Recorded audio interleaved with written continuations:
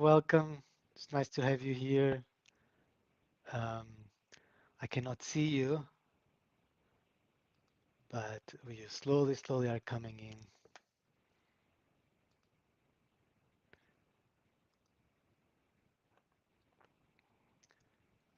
So I cannot see you, but I'm slowly letting you in.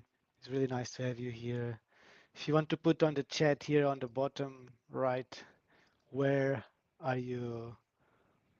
Where are you watching from? What are you looking for to get out of this talk? I'm really happy to try to make it as much as possible and try to make this talk as fun, as energetic as possible and entertaining so you learn a thing or two, but you also can enjoy yourself. So I'll give it another minute or two. But yeah, also my talk has a couple of QR codes, post-COVID world, there's a lot of QR codes in the use. That's to make it a little bit more dynamic. And there is a couple of questions that I want to ask you. So I will, yeah, have it at hand because I would like to get your feedback and your input. So think NAS, we are good to go. Hi Scott, hi Alexandra, UK, Poland. It's amazing. Cool.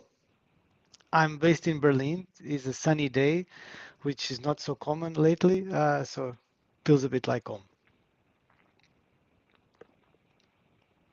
All right. So I think I'm gonna give it a try, and I'm gonna start if you are all ready. The original title of this talk was Going Solo, the Business of Becoming Yourself. But going solo is also a slightly chaotic adventure and things are always on the move. So the talk is the same, but the name's slightly changed. So it's about the slightly chaotic but totally worth it adventure of becoming a solopreneur. Yes, it feels sometimes overwhelming as the title. So there is a lot of jokes, which always makes it a bit weird when one does it offline. One does it online because we cannot understand cannot understand exactly what's your reaction. So if you find a joke funny, please make a sign on the chat because otherwise I have absolutely no other feedback, if that's okay. Okay, let me organize. There we go. So my name is Ricardo and I'm from Portugal. I live in Berlin for the past 13 years. I started as I study fine arts, which didn't went as expected.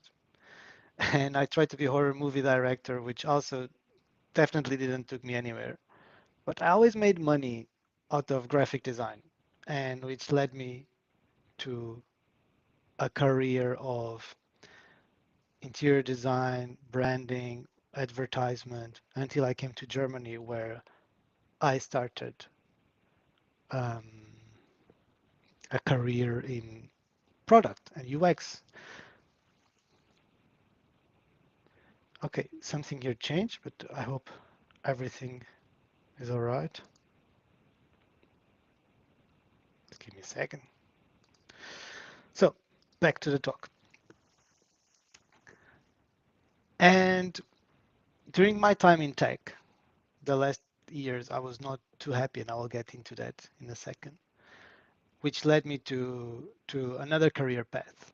And right now, I do help first-time solopreneurs or people who are leaving corporate to build their first solo business. Mostly, they come from tech and creative fields, and they are trying to run away from the 9 to 5 and building something of their own.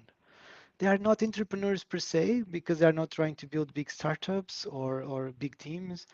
They're also not freelancers because they're not trying to just sell projects.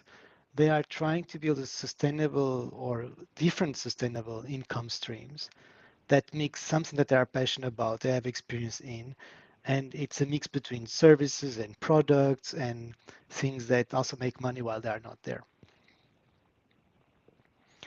I'm the author of Burning Thoughts, which is the only place where I actually use my arts degree And I make my parents happy about that because every week I release a new newsletter about becoming a solopreneur or opening your own business and the emotional side of it.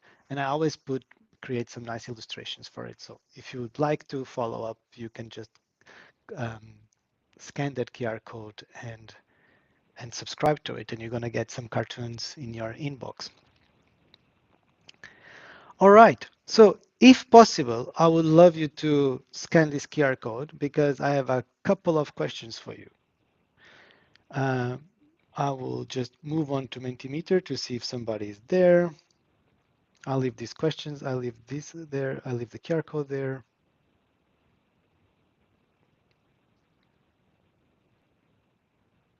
So far, nobody is replying.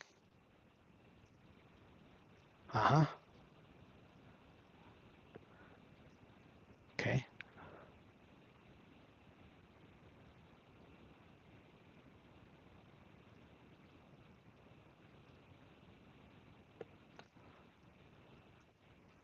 Amazing. So there's a couple of people in the crowd that didn't vote. Give you some more minutes. Okay, so I'll move on to the next question. So, did you ever consider having your own business? Two of you said yes, one of you said no. Okay, next question. What's your biggest fear of having your own business? Is it about the financial stability, working too much, not finding work or clients, legal stuff and taxes, or just plain fear of failure, working too much? Yeah, I can understand that. Financial stability. Yeah, those are big ones, especially the financial stability. Okay. And let's look at the reasons why would you like to have your own business. Why would you like to have your own business? It will be about time and flexibility. Would it be about autonomy and having agency of your day and your work, meaningful work, financial independence, or, in a way, securing your future?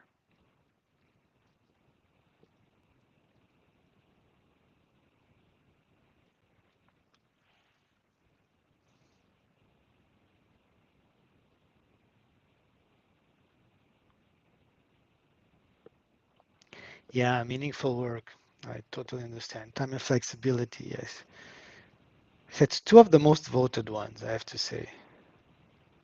Yeah, there's five of you over there. Three voted. The last two still want to vote?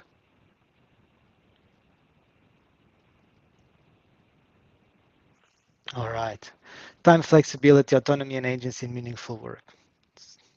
Sounds very good reasons to start it. And what would you do? Would you do something exactly what you do now, something in the same field, or something completely different?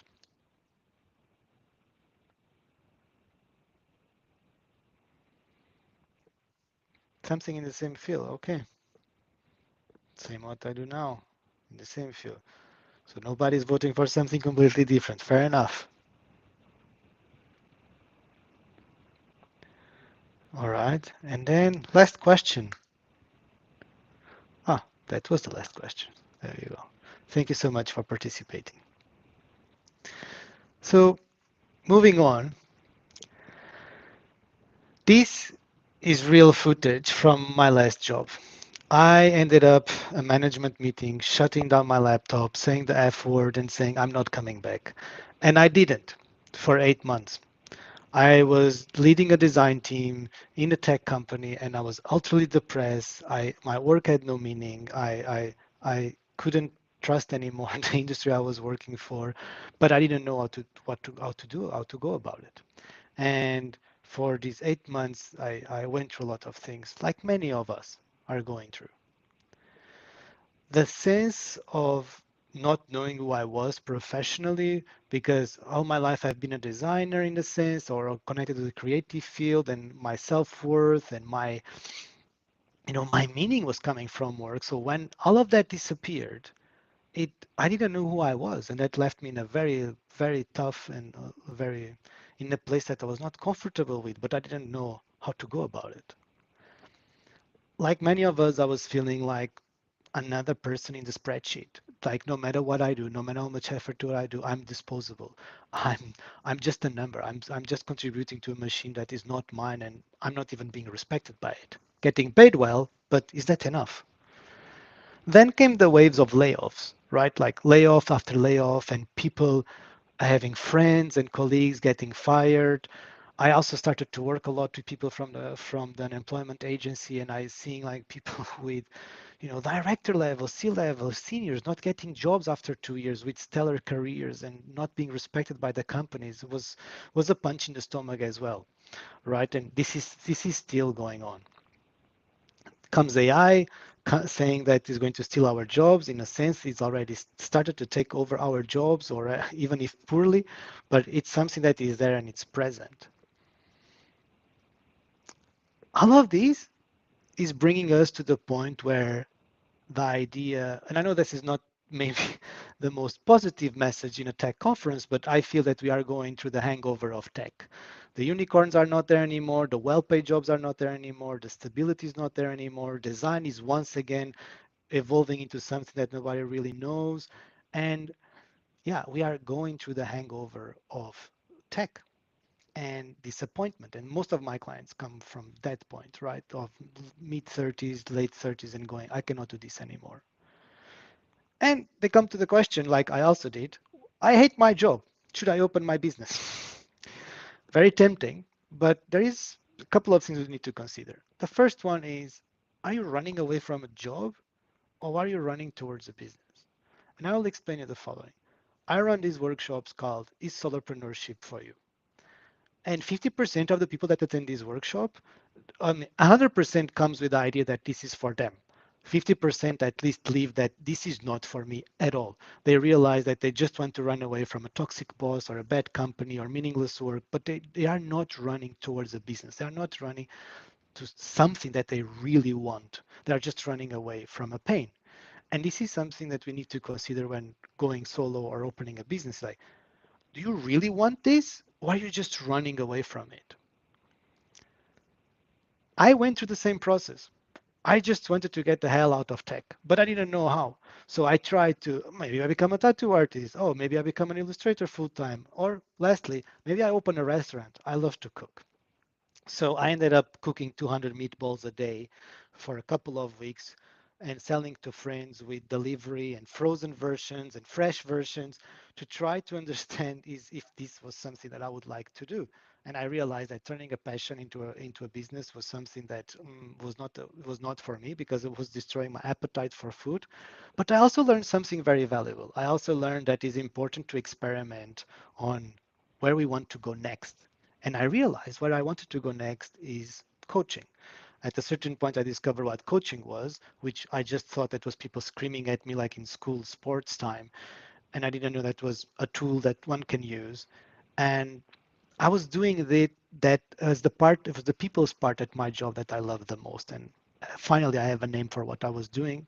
And then I decided to, okay, I want to study this and understand how can I go about it. So I after these 8 months of figuring out what I wanted and recovering from a bad burnout, I went back to the company that burned me out. I was about to be promoted as a design director, and I said, nope, actually, I want a demotion. I want to go from lead to IC and work 4 days a week because I want to get the hell out of here. So I want to have time and the financial stability to design my business on the side because there's a lot of work that goes into designing a business that is not paid. You will not immediately make money. I did that for a year and finally I was free at last. I'm having this new career. I have a new business and I'm out of tech finally. It felt really good.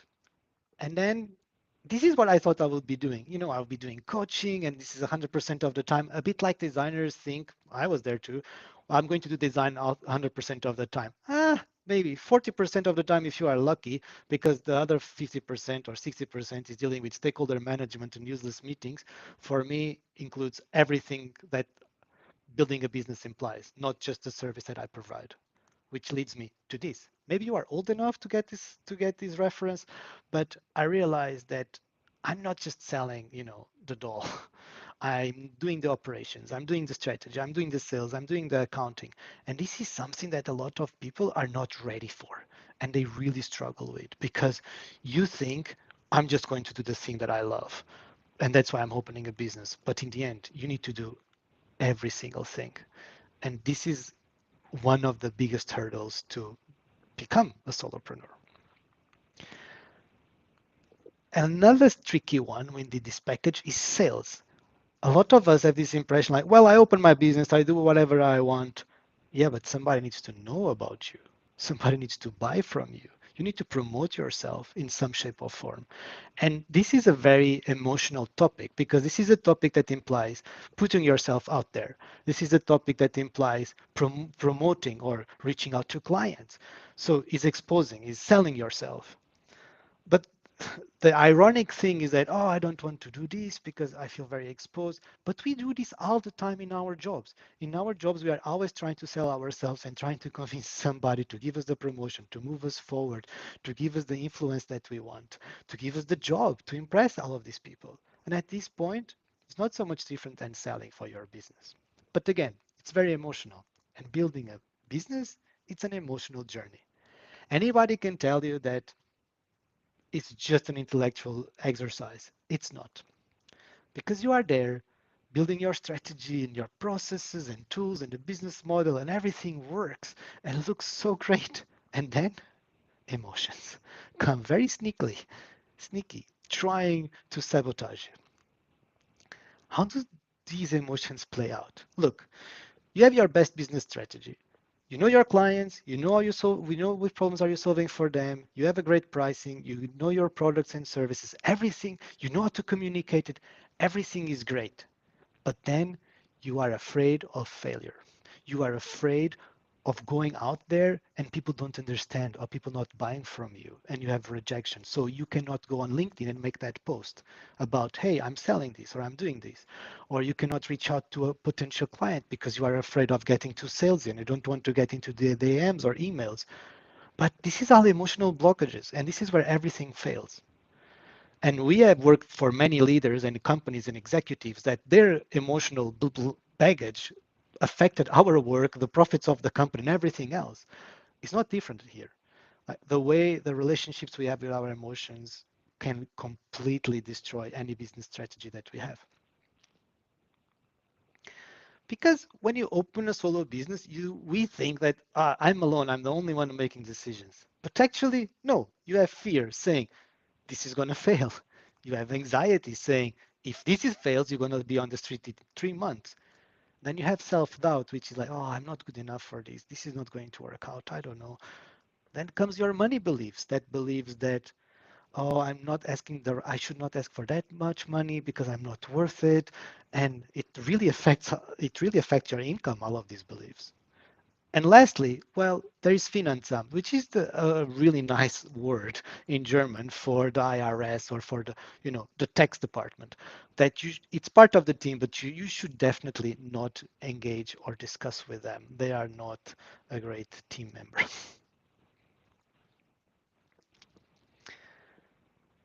This is all about compromises. Opening a business, going solo, it's about compromises. It's compromises about security. It's compromises about time. It's compromises about meaning. And I ask you, if you can give me really quick, what do you think you are compromising right now at your job? If you can put on the chat.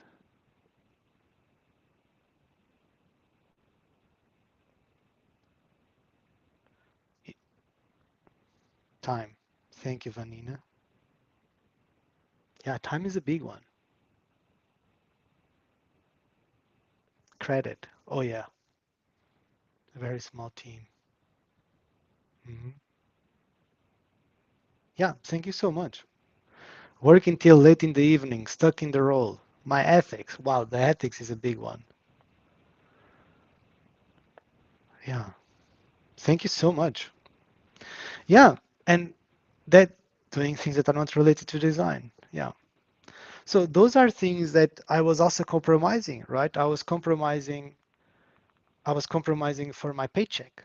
I was compromising my health. For 3 months, I couldn't get out of bed because I gave everything for my job and for something that I didn't believe on top of it. So we compromise a lot. And there are a lot of costs of not building what we want. Big time is one of them. And that's no wonder that a lot of people that are coming to me like late 30s, early 40s are feeling the pressure to is now or never because I have the energy, I have the money, I have the time, and it's like I'm going to put it out. So there are costs of that we have by keep rolling in this spinning wheel. And one question that I ask people is like, what's holding you back to actually build the thing that you believe in? I will tell you what was holding myself back. I grew up in a family business. They had hotels, they had like construction companies and car dealerships. The third word that I learned as a kid was check. Check, I'm not sure if anybody knows, but it's this paper that you put the amount and you put the signature and you give to somebody and like they can cash in the check. That's it. And I was tiny because that was the family business. The business was everything. So you had to deal with the drama, you had to deal with the stress, you had to deal with the quarrels, you had to deal with the fear of, are we going to be able to pay the bills or do we need to sell the house? I grew up with this.